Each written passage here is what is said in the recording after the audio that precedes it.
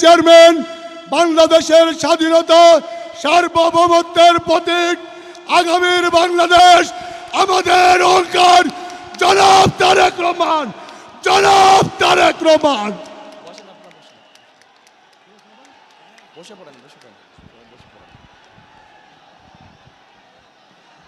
আপনারা বসে পড়েন, নাহলে ওরা দেখতে পাবে না। বসে পড়েন। বিসমিল্লাহির রহমানির রহিম। আজকের এই জনসভার, নির্বাচনী জনসভার সম্মানিত সভাপতি, জনসভায় ময়মনসিংহ, নেত্রকোনা, ভাই ও বোনেরা, মঞ্চে উপস্থিত নেতৃবৃন্দ, প্রিয় সহকর্মীবৃন্দ, এলাকাবাসী ভাই বোনেরা, প্রিয় সাংবাদিক ভাইরা, আসসালামু আলাইকুম। আসসালামু আলাইকুম। কেমন আছেন আপনারা? অনেকক্ষণ অপেক্ষা করতে হয়েছে, তাই না? হ্যাঁ, অনেকক্ষণ অপেক্ষা করতে কথা ছিল আরো আগে, কিন্তু আসতে অনেক সময় লেগে গেল। আচ্ছা, ধীর স্থির। কারণ সেই ঢাকা থেকে শুরু করে পথে পথে আপনারা যেরকম অপেক্ষা করছিলেন, ঠিক সারা পথে এরকম হাজার হাজার মানুষ অপেক্ষা করছিল। তাদের সকলের সাথে একটু সৌজন্যমূলক সাক্ষাৎ করে আসতে আসতে সময় লেগে গেল। প্রিয় ভাই বোনেরা, আজকে আমরা সকলে এখানে একত্রিত হয়েছি কেন? একত্রিত হয়েছি যে আগামী 12 তারিখে এই দেশের মানুষ তাদের যে অধিকার ছিনিয়ে নেওয়া হয়েছিল, যেই অধিকারের জন্য বহু মানুষ গত 16 বছর ধরে গুম, খুন, অত্যাচার, নির্যাতনের শিকার হয়েছে, যেই অধিকার আদায়ের জন্য গত 2024 সালের 5 অগস্ট মাসে, জুলাই মাসে হাজারো মানুষকে হত্যা করা হয়েছে, হাজার হাজার মানুষকে আহত করা হয়েছে, সেই অধিকার আপনারা প্রয়োগ করতে যাচ্ছেন ইনশাল্লাহ আগামী মাসের 12 তারিখে। কি সেই অধিকার? কি সেই অধিকার? ভোটের অধিকার। কেন এই ভোটের অধিকার দরকার?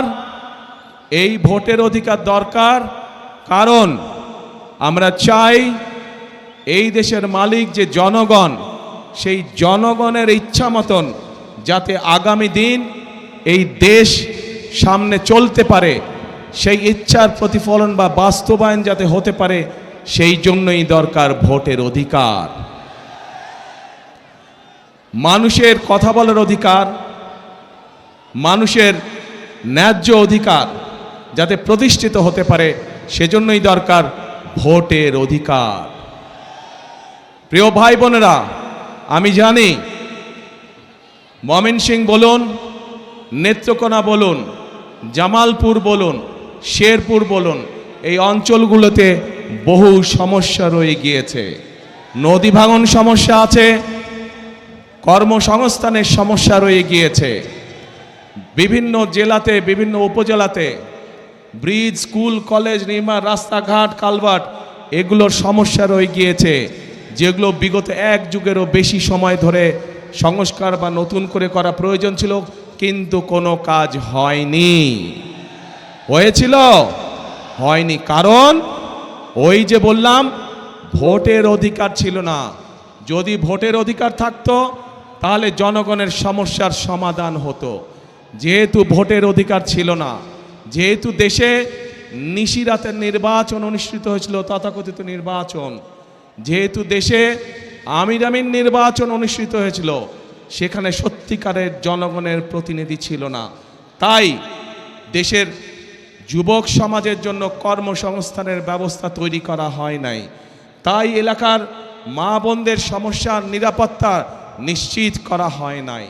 তাই শিক্ষা ব্যবস্থাগুলোতে সঠিকভাবে শিক্ষক প্রেরণ করা হয় নাই। তাই উপজেলা হাসপাতালে বলুন অথবা ডিস্ট্রিক্ট হাসপাতালে বলুন না কেন, সেখানেও সঠিকভাবে ওষুধপত্র, ডাক্তার সরবরাহ করা হয় নাই। প্রিয় ভাই বোনেরা, বাংলাদেশের মানুষ কি চায়? বাংলাদেশের মানুষ চায়, একজন অভিভাবক হিসাবে একজন অভিভাবক চায় তার সন্তান যাতে সুশিক্ষা বা সঠিকভাবে শিক্ষা পায়, তাই তো নাকি? একজন অভিভাবক চায় তার সন্তান সেই শিক্ষা পাক যেই শিক্ষার পরে, যেই শিক্ষা শেষ হলে পরে সন্তান কর্মসংস্থানের ব্যবস্থা করতে পারবে, বেকার থাকবে না। প্রিয় ভাই বোনেরা, তরুণরা, যুবকরা কি চায়? তারা চায় কর্মসংস্থানের ব্যবস্থা। দেশে মিল ফ্যাক্টরি হবে, ব্যবসা বাণিজ্য হবে, যাতে করে তারা সুন্দরভাবে নিরাপদে ব্যবসা বাণিজ্য বা চাকরি বাকরি করতে পারবে। মানুষ চায়, মানুষ অসুস্থ হতেই পারে, হওয়াটাই স্বাভাবিক, কিন্তু অসুস্থ হলে যাতে করে তারা সময় মতন চিকিৎসা সুবিধা পায়। মানুষের মৌলিক চাহিদার মধ্যে এগুলোই কম বেশি মৌলিক চাহিদা। এই যে যেমন আমাদের কৃষক ভাইরা, আমরা যদি ময়মনসিংহের কথা ধরি, ময়মনসিংহ সহ আশেপাশের জায়গাগুলো যদি দেখি, এখানের কৃষক ভাইদের অনেক সমস্যা রয়েছে। বিশেষ করে যদি ময়মনসিংহে আমরা দেখি পোনা চাষ, মাছের যে পোনা, এইটি আরও অনেক বড় করা যেত। এইটি এখন দেশের বিভিন্ন জায়গায় এই মাছের পোনা সরবরাহ করা হয়, কিন্তু আমাদের পরিকল্পনার মধ্যে রয়েছে কি করে এই মাছের পোনার বিষয়টিকে শুধু দেশের মধ্যে সীমাবদ্ধ না রেখে বিদেশেও কিভাবে রফতানি করা যায়, সেই পরিকল্পনা আমাদের রয়েছে, যাতে করে কর্মসংস্থানের সুযোগ তৈরি হয়, যাতে করে এই এলাকার মানুষ শুধু একটি নয়, এরকম আরও প্রতিষ্ঠান তৈরি করার মাধ্যমে আরও মানুষকে কর্মসংস্থানের ব্যবস্থা করা যায়। প্রিয় ভাই বোনেরা, আপনাদের নিশ্চয়ই মনে আছে দেশনেত্রী খালেদা জিয়ার সময় এই দেশের মেয়েদের জন্য, এই যে আমার সামনে বহু মা বোনেরা এখানে সামনে রয়েছেন, এই দেশের মা বোনদেরকে শিক্ষা দেওয়ার জন্য মেয়েদের শিক্ষা ব্যবস্থাকে ক্লাস 1 থেকে ক্লাস 12 পর্যন্ত ফ্রি করা হয়েছিল, মনে আছে আপনাদের? প্রিয় ভাই বোনেরা, সেই মা বোনরা শিক্ষিত হয়েছে। আজকে যদি যে কোনো স্কুল, কলেজ, বিশ্ববিদ্যালয়ে আমরা যাই, আমরা দেখব যে ছেলেদের পাশাপাশি সমান সংখ্যক মেয়েরা লেখাপড়া করছে। আজকে আমরা যদি সমগ্র বাংলাদেশের জনসংখ্যা দেখি, আমরা দেখব যে সমগ্র জনসংখ্যার অর্ধেকের মতন হচ্ছে নারী। কিন্তু এই আমরা যদি দেশকে সামনে এগিয়ে নিয়ে যেতে চাই, তাহলে এত বৃহৎ জনগোষ্ঠী অর্থাৎ অর্ধেক জনগোষ্ঠীকে পেছনে রেখে আমরা কোনোভাবেই দেশকে সামনে এগিয়ে নিয়ে যেতে পারবো না। এবং সেই জন্যই আমরা দেশে নারীদের জন্য, মায়েদের জন্য, আমরা গৃহিণীদের জন্য, বিশেষ করে খেটে খাওয়া মানুষ যারা, সেই পরিবারের গৃহিণীদের জন্য আমরা একটি ফ্যামিলি কার্ড নামে কার্ড দিতে চাই মা বোনদেরকে, যাতে করে এই ফ্যামিলি কার্ডের সুবিধা প্রত্যেকটি মানুষের, প্রত্যেকটি পরিবারের কাছে, অল্প হলেও প্রত্যেকটি পরিবারের কাছে পৌঁছতে পারে, এবং যাতে করে তারা প্রতি মাসে কিছুটা হলেও স্বাচ্ছন্দ্যে কয়েকটি দিন অতিবাহিত করতে পারেন, একটু হলেও যাতে করে তাদের সহযোগিতা হয়। ঠিক একইভাবে একটু আগে আমি ময়মনসিংহের মৎস্য চাষিদের কথা বলেছি। একইভাবে শুধু মৎস্য চাষি নয়, মৎস্য চাষির বাইরেও যারা ক্ষেত খামারে চাষবাস করেন, জমিতে চাষবাস করেন, এইরকম কৃষক ভাইদেরও পাশে আমরা দাঁড়াতে চাই। এবং সেজন্যই আমরা কৃষক ভাইদের জন্য কৃষক কার্ড দেবার পরিকল্পনা করছি। কৃষক কার্ড কথাটি শুনেছেন আপনারা আগে? গুড। এই কৃষক কার্ড কেন আমরা দিতে চাচ্ছি? বাংলাদেশের অধিকাংশ মানুষ কৃষির সাথে জড়িত। এই কৃষক যদি ভালো থাকে, কৃষি ভালো থাকলে বাংলাদেশের মানুষ ভালো থাকবে। সেজন্যই আমরা কৃষক ভাইদের পাশে দাঁড়াতে চাই, কৃষক ভাইদের সহযোগিতা করতে চাই। এই কৃষক কার্ডের মাধ্যমে আমরা কৃষক ভাইদের কাছে সার, তার প্রয়োজনীয় অন্তত একটি ফসলের, সমগ্রভাবে একটি ফসলের বীজ, কীটনাশক, সার আমরা পৌঁছতে চাই কৃষক ভাইদের কাছে সরাসরি, যাতে করে সেটি তাদেরকে সহযোগিতা করে ধীরে ধীরে অর্থনৈতিকভাবে মজবুত হওয়ার জন্য দৃঢ় ভিত্তির উপরে যাতে করে তারা দাঁড়াতে পারে। প্রিয় ভাই বোনেরা, আমরা রাজনীতি করি কাদের জন্য? বাংলাদেশের মানুষের জন্য আমরা রাজনীতি করি।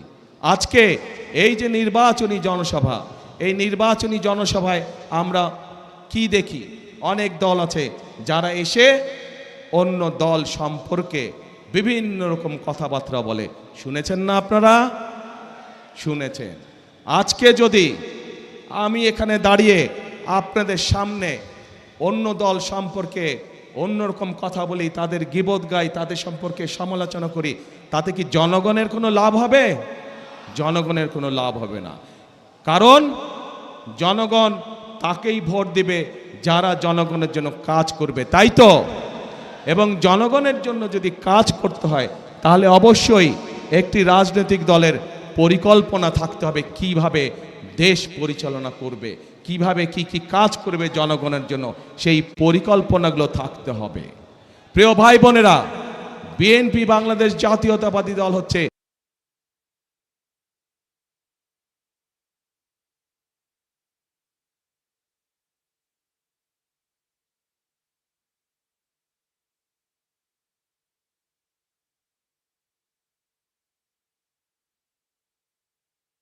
নামক দলটিরই অভিজ্ঞতা রয়েছে কিভাবে জেলায় জেলায়, উপজেলায়, গ্রাম পর্যায়ে, ইউনিয়নে রাস্তাঘাট নির্মাণ করতে হয়। কারণ বিএনপি নামক দলটিরই অভিজ্ঞতা রয়েছে কিভাবে শিক্ষার আলো এদেশের সন্তানদের কাছে পৌঁছে দিতে হয়। কারণ বিএনপি নামক দলটিরই অভিজ্ঞতা রয়েছে কিভাবে বাংলাদেশের মানুষকে নিরাপদ রাখতে হয়, আইন শৃঙ্খলা পরিস্থিতিকে কঠোর হাতে নিয়ন্ত্রণ করতে হয়। কারণ বিএনপি নামক দলটিরই অভিজ্ঞতা রয়েছে কিভাবে দুর্নীতির লাগাম টেনে ধরতে হয়। প্রিয় ভাই বোনেরা, আপনারা নিশ্চয়ই পত্রপত্রিকায় দেখেছেন এই মুহূর্তে একটি রাজনৈতিক দল যেই স্বৈরাচার পালিয়ে গিয়েছে সেই স্বৈরাচারের মুখের ভাষা ব্যবহার করছে বিএনপির বিরুদ্ধে। ঠিক সেই স্বৈরাচার যেভাবে বলতো তাদেরই ভাষা ব্যবহার করছে বিএনপি। তাদের বক্তব্য যে দুর্নীতিতে বলে চ্যাম্পিয়ন ছিল। তা আমার প্রশ্ন 2001 থেকে 2006 সাল পর্যন্ত তাদেরও তো দুজন সদস্য বিএনপির সরকারে ছিল না? ছিল। তো বিএনপি যদি অতই খারাপ হয় তাহলে ওই দুই ব্যক্তি কেন পদত্যাগ করে চলে আসেনি? এই জন্য পদত্যাগ করে তারা আসেনি। তারা সরকারে ছিল এবং তারা ভালো করেই জানতো যে খালেদা জিয়া কঠোর হস্তে দুর্নীতি দমন করছে। এবং যেই দলটি এখন এই কথা বলছে তাদের যেই দুই সদস্য বিএনপি সরকারের অংশ ছিল, তারা ভালো করেই জানতেন যে খালেদা জিয়া দুর্নীতিকে প্রশ্রয় দেয় না। এবং সব ধরনের আন্তর্জাতিক পরিসংখ্যান বলে খালেদা জিয়ার সময় যে স্বৈরাচার পালিয়ে গেছে তার সময় দেশ দুর্নীতিতে নিম্ন গতিতে ছিল। এবং খালেদা জিয়া যখন 2001 সালে দেশ পরিচালনার দায়িত্ব পায় তখন ধীরে ধীরে বাংলাদেশ দুর্নীতির কারাগার থেকে বের হতে শুরু করলো। এবং যেই দল এই কথা বিএনপিকে এইভাবে দোষারোপ করে তাদের দুই সদস্যের প্রথম দিন থেকে শেষ দিন পর্যন্ত সরকারে থাকাই প্রমাণ করে যে নিজেরাই নিজেদের মানুষ সম্পর্কে কত বড় মিথ্যে কথা তারা বলছে। প্রিয় ভাই বোনেরা, আমরা চাই নেত্রকোনা সহ শেরপুর সহ বিভিন্ন জায়গায় মাদক সমস্যা রয়েছে। আমরা এই মাদক সমস্যার সমাধান করতে চাই, কিন্তু মাদক সমস্যার সমাধান করতে হলে কিভাবে করবেন? আপনি কিভাবে করবেন? মাদক সমস্যার সমাধানের একটি কঠিন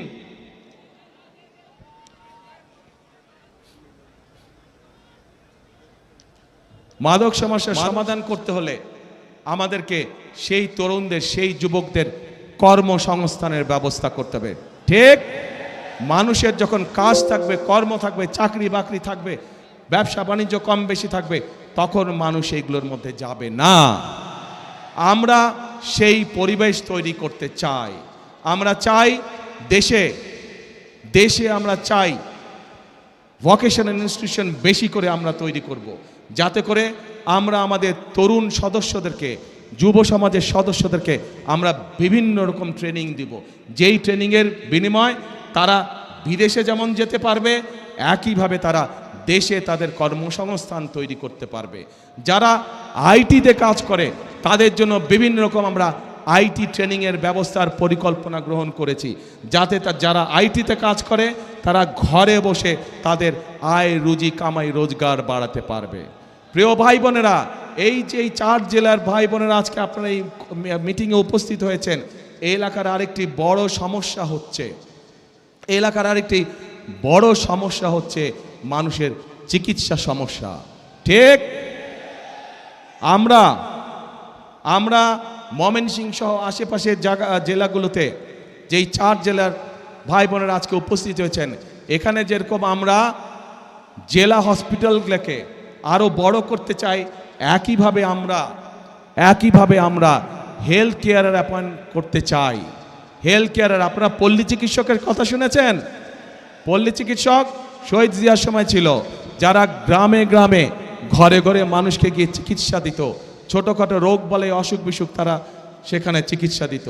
আমরা ঠিক একইভাবে বিশেষ করে যে মা বোনেরা আছেন তাদের চিকিৎসার অনেক সমস্যা হয়, শিশুরা এবং মা বোনদের অনেক সময় তারা হাসপাতালে যেতে পারে না। আমরা চাই এই মা বোনদেরকে সুচিকিৎসা দেওয়ার জন্য, আমরা চাই মা বোনেরা সহ শিশুরা যেন ঘরে বসে চিকিৎসা পেতে পারে, ছোটোখাটো অসুখ বিসুখের চিকিৎসা যাতে তারা সেই সেবা যাতে, সেই জন্যই আমরা চিকিৎসা ব্যবস্থাকে উন্নত করতে চাই। চিকিৎসা ব্যবস্থা আমরা হেলথ কেয়ারার নিযুক্ত করার মাধ্যমে চিকিৎসা ব্যবস্থা আমরা তাদের ঘরে ঘরে পৌঁছে দিতে চাই। প্রিয় ভাই বোনেরা, এই ময়মনসিংহ জেলা একটি অন্যতম কৃষি প্রধান এলাকা। আমাদের এখানে একসময় অনেক খাল বিল ছিল না আগে? এই খাল বিলগুলো সব ভরাট হয়ে গিয়েছে। এই খালগুলোকে আমরা পুনর্খনন করতে চাই, এই খালগুলোকে আমরা পুনর্খনন করতে চাই। আবার এখন এই খাল পুনর্খনন করার জন্য কে কে কোদাল হাতে নেবেন? সারা জেলায় খাল পুনর্খনন কে কে কোদাল হাতে নেবেন? আমি কিন্তু থাকবো সেদিন আপনাদের সাথে, ঠিক তো? ইনশাআল্লাহ। তাহলে আমরা খাল খনন করব। তো এখন প্রিয় ভাই বোনেরা, এই যে সংক্ষেপে আপনাদের সামনে আমি কতগুলো কথা বললাম, আপনারা কি মনে করেন যদি এই কাজগুলো করতে আমরা কম বেশি সক্ষম হই, ইনশাল্লাহ 12 তারিখে আপনারা ধানের শীষকে ভোট দিয়ে জয়যুক্ত করলে, ইনশাল্লাহ 12 তারিখে বিএনপি সরকার গঠন করলে, এই যে যেই কথাগুলো আপনাদের বললাম, ফ্যামিলি কার্ডের কথা বললাম, কৃষক কার্ডের কথা বললাম, স্বাস্থ্যের কথা বললাম, শিক্ষার কথা বললাম, তরুণ বেকারদের মাদক সমস্যা দূর করার জন্য কর্মসংস্থান ব্যবস্থার কথা বললাম, এই কাজগুলো যদি করা হয়, আপনারা কি মনে করেন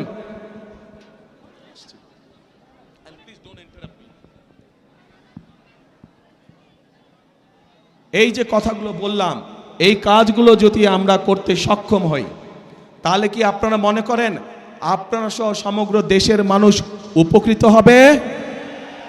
কে কে মনে করেন উপকৃত হবে? সবাই মনে করেন? তাহলে আপনারা কি চান আমরা এই কাজটা করি, এই কাজগুলো করি? কারা কারা চান যে বিএনপি এই কাজগুলো করুক? যেই কাজগুলো কথা বললাম সবাই চান? ঠিক আছে, ধন্যবাদ। এবার আমার একটা জিজ্ঞাসা আপনাদের কাছে, আপনারা তো এতক্ষণ আমাকে জিজ্ঞাসা করলেন যে ভাই ধানের শীষে তো ভোট দিব, কিন্তু বিএনপি কি করবে আমাদের জন্য, এটাই তো আপনাদের জিজ্ঞাসা ছিল আমার কাছে, তাই না? তা আমি তো বললাম বিএনপি ইনশাল্লাহ সরকার গঠন করলে আমরা কি কি করব বললাম না এতক্ষণ? সংক্ষেপে বলছি, আরো অনেক কাজ আছে, আরো অনেক কাজ করব আমরা ইনশাল্লাহ, তবে সংক্ষেপে বললাম আপনাদের কাছে। এখন আমার একটা জিজ্ঞাসা আছে আপনাদের কাছে, আপনারা যে বললেন এই কাজগুলো করলে আপনাদের উপকার হবে, কিন্তু তার আগে তো ভাই আপনাদেরকে একটা কাজ করতে হবে। কি সেই কাজটা বলেন তো? শুনি না। ইয়েস, 12 তারিখে ধানের শীষকে জয়যুক্ত করতে হবে। এই 24 জন দাঁড়ান তো, ওখানে দাঁড়ান, 24 জন দাঁড়ান, ওখানেই দাঁড়ান, আপনারা ওখানেই দাঁড়ান, লাইন করে দাঁড়ান, ধাক্কি করো না, ধাক্কা দিয়ে করছো না, লাইন করো না, লাইন করো, জাস্ট লাইন।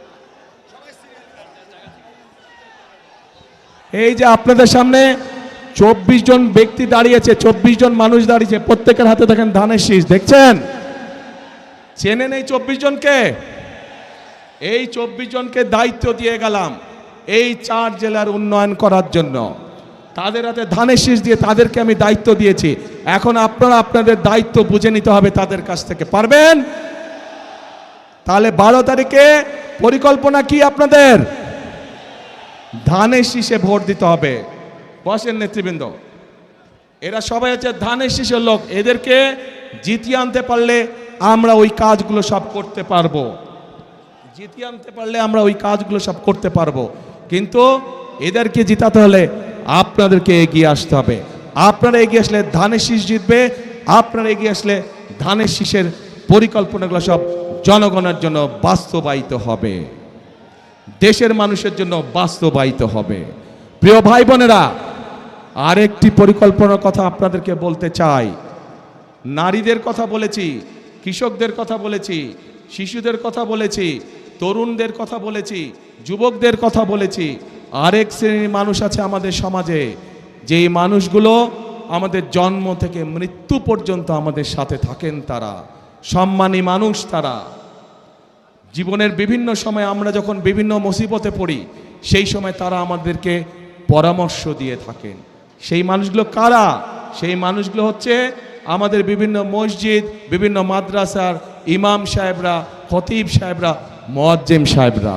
আমরা এই সম্মানী মানুষগুলোর জন্য ইনশাআল্লাহ বিএনপি সরকার গঠন করলে পর্যায়ক্রমিকভাবে সারা দেশে বিভিন্ন মসজিদ মাদ্রাসার ইমাম সাহেব, খতিব সাহেব যারা আছেন, মুয়াজ্জিম সাহেব আছেন, তাদেরকে আমরা সম্মানী দিতে চাই সরকারের পক্ষ থেকে, যাতে করে তারা সম্মানের সাথে জীবন যাপন করতে পারেন। শুধু তাই নয়, একই সাথে আমরা তাদেরকে বিভিন্ন রকম ট্রেনিং দিব, যাতে করে তারা ভালোভাবে জীবন যাপন করতে পারেন। এই পরিকল্পনা ভালো লেগেছে আপনাদের কাছে?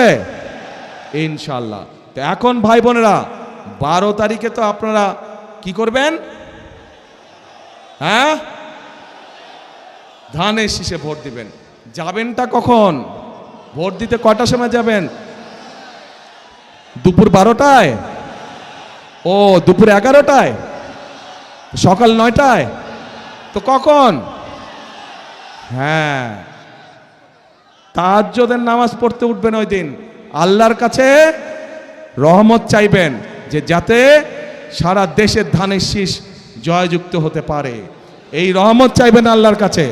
তারপরে এলাকার মানুষকে সাথে নিয়ে আপনি মুসলমান হলে তাহাজ্জুদ পড়বেন, আপনার অন্য ধর্মের ভাই বোন যারা আছে তাহাজ্জুদ পড়ে বের হবেন, তাদেরকে সাথে নিয়ে যাবেন। গিয়ে তারা তাদের ধর্মীয় আচার অনুষ্ঠান ভোরবেলায় যেটা থাকে সেটা তারা করবে। পাশে আপনারা মুসলমান যারা ফজরের জামাত আদায় করবেন, যার যার যেই ভোট কেন্দ্র, ভোট কেন্দ্রের সামনে, ঠিক আছে? করে লাইন দিয়ে দাঁড়াবেন। ভোট শুরু হবে, সাথে সাথে ভোট দেওয়া ইনশাল্লাহ শুরু করবেন। কিন্তু ভোট দিয়ে সাথে সাথে চলে আসলে চলবে না। কি করা লাগবে? থাকতে হবে, কড়ায় গন্ডায় বুঝে নিয়ে আসতে হবে। কেন এই কথাটা বললাম? বহু বছর হয়ে গেছে আমরা তো ভোট দেবার সুযোগ পাইনি, তাই না? যেহেতু আমরা ভোট দেবার সুযোগ পাইনি, এর আগে আমাদের ভোট বিভিন্ন জন বিভিন্নভাবে লুটপাট করে নিয়ে গিয়েছে। এবার সেই জন্য আমাদেরকে সজাগ থাকতে হবে যাতে কেউ আমাদের ভোট লুটপাট করে নিয়ে যেতে না পারে। পারবেন তো পাহারা দিয়ে সতর্ক থাকতে? ইনশাল্লাহ। তাহলে প্রিয় ভাই বোনেরা, আরেকটি গুরুত্বপূর্ণ কথা, 1971 সালে যুদ্ধ হয়েছিল। এখানে যারা ইয়াং আছেন তারা, আপনারা তরুণ যুবক যারা আছেন তারা আপনারা বইয়ে খাতায় পড়েছেন। মুরব্বী যারা আছেন, আমাদের বয়সী যারা আছেন, তারা দেখেছেন বা জানেন সেই যুদ্ধে দেশের স্বাধীনতা অর্জিত হয়েছিল।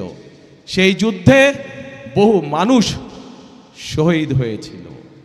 প্রিয় ভাই বোনেরা, পরবর্তীতে এই 2024 সালের 5ই আগস্ট সেই স্বাধীনতাকে রক্ষা করেছে এই দেশেরই ছাত্র জনতা সহ সমাজের সকল শ্রেণী পেশার মানুষ। প্রিয় ভাই বোনেরা, সে 71 সালের যুদ্ধই হোক, 24-এর আন্দোলনেই হোক, কে পাহাড়ি মানুষ, কে সমতলের মানুষ, কে নিগত্রী মানুষ অথবা কে বৃহৎ জনগোষ্ঠীর মানুষ, এটি কিন্তু কেউ দেখেনি। রাজপথে সবাই পাশাপাশি আন্দোলন করেছে। 71 সালে যুদ্ধের মাঠে সবাই একসাথে যুদ্ধ করেছে। কে মুসলমান, কে বৌদ্ধ, কে খ্রিস্টান, কে অন্য ধর্মের মানুষ, কেউ দেখে নাই। কাজেই এইবারও 12 তারিখের নির্বাচনে আমাদের সকলকে একসাথে থাকতে হবে, ধর্ম বর্ণ নির্বিশেষে আমাদেরকে একসাথে থাকতে হবে। কারণ আমরা যদি একসাথে থাকি, আমরা যেভাবে স্বাধীনতা অর্জন করেছি, আমরা যদি একসাথে থাকি, আমরা যেভাবে স্বৈরাচারকে বিদায় করেছি, আমরা যদি ইনশাল্লাহ সামনের দিনেও এক থাকি, তাহলে অবশ্যই আমরা এই বাংলাদেশকে ভবিষ্যতে আমাদের সেই প্রত্যাশিত বাংলাদেশের দিকে নিয়ে যেতে পারবো। কি বোঝা গেছে ভাই? সেই প্রত্যাশিত বাংলাদেশকে যদি গড়ে তুলতে হয়, তাহলে স্লোগান হবে একটাই। কি সেই স্লোগান? করব কাজ, করব কাজ, গড়ব দেশ, সবার আগে বাংলাদেশ। আবার বলি, করব কাজ, সবার আগে বাংলাদেশ। প্রিয় ভাই বোনেরা, মনে রাখতে হবে, আমরা ঐক্যবদ্ধ থাকলেই বাংলাদেশ এগিয়ে যাবে। আমরা ঐক্যবদ্ধ থাকলেই আমাদের প্রত্যাশিত বাংলাদেশ গড়ে তুলতে পারবো। আমরা ঐক্যবদ্ধ থাকলেই জনগণের শাসন কায়েম করা সম্ভব হবে। আমরা ঐক্যবদ্ধ থাকলেই জনগণের প্রতি জবাবদিহিতা নিশ্চিত করা সম্ভব হবে। কাজে আসুন, আমাদের আজকের এই নির্বাচনী জনসভার শপথ হোক, আমরা এই বাংলাদেশকে জনগণের বাংলাদেশে পরিণত করব। আমরা এই বাংলাদেশকে জনগণের কাঙ্ক্ষিত বাংলাদেশে রূপান্তরিত করব। শেষ কথার এক কথা, করব কাজ, গড়ব দেশ, সবার আগে বাংলাদেশ। আল্লাহ হাফেজ। বাংলাদেশ জিন্দাবাদ, বাংলাদেশ জাতীয়তাবাদী জিন্দাবাদ। আপনাদের সাথে আবার 12 তারিখের পরে দেখা হবে। কোথায় দেখা হবে? খাল খনন কর্মসূচিতে দেখা হবে। খাল খনন কর্মসূচি, সবাইকে কোদাল নিয়ে আসতে হবে। পারবেন ইনশাআল্লাহ। আল্লাহ হাফেজ, আল্লাহ হাফেজ।